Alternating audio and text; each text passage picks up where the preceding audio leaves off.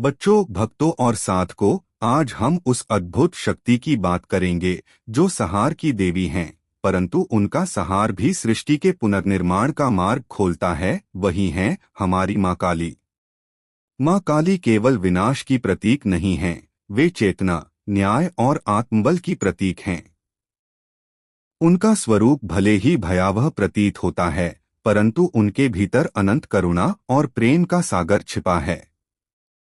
माँ काली का जन्म उस समय हुआ जब अधर्म और अत्याचार ने धरती को हिला दिया था। असुरों का आतंक इतना बढ़ गया था कि देवता भी भयभीत हो उठे। तब माँ दुर्गा के क्रोध से निकली वह महाशक्ति जो काले वर्ण की विकराल रूप वाली थी, वही माँ काली थीं। उन्होंने युद्धभूमि में उतरकर असंख्य दुष्टों का नाश किया और धर्म की रक्षा की। उनका यह रूप हमें यह सिखाता है कि जब अधर्म अपनी सीमा पार कर जाए, तब सत्य की रक्षा के लिए कठोर होना ही धर्म है।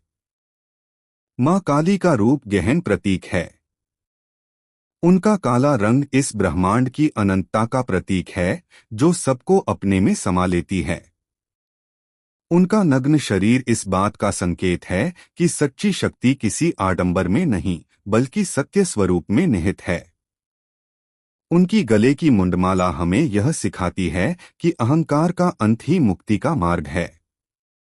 उनकी जीभ बाहर निकली हुई है, यह हमें बताती है कि शक्ति का प्रयोग संयम और जागरूकता से करना चाहिए। भक्तों, माँ काली का आशीर्वाद केवल उन्हीं को मिलता है जो निडर होते हैं, जो सत्य के मार्ग पर अडिग रहते हैं। माँ काली भय को समाप्त करती हैं, परंतु उससे पहले हमें अपने भीतर के भय, लालच और मोह को त्यागना पड़ता है। जो व्यक्ति अपने भीतर के अंधकार से युद्ध करता है, वही माँ काली की कृपा प्राप्त करता है।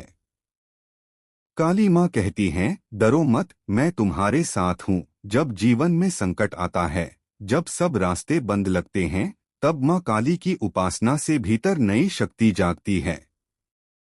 वे हमें सिखाती हैं कि हर अंत एक नई शुरुआत है। जैसे रात्रि के बाद सवेरा होता है, वैसे ही काली का अंधकार भी नई रोशनी का संकेत है।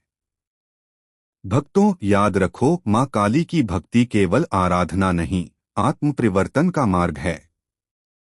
जब हम माँ के चरणों में समर्पण करते हैं, तो हमारा अहंकार गलने लगता है। धीरे धीरे हम उस स्थिति में पहुँचते हैं जहाँ भय, द्वेष और असत्य का कोई अस्तित्व नहीं रहता। वहाँ केवल माँ की शक्ति,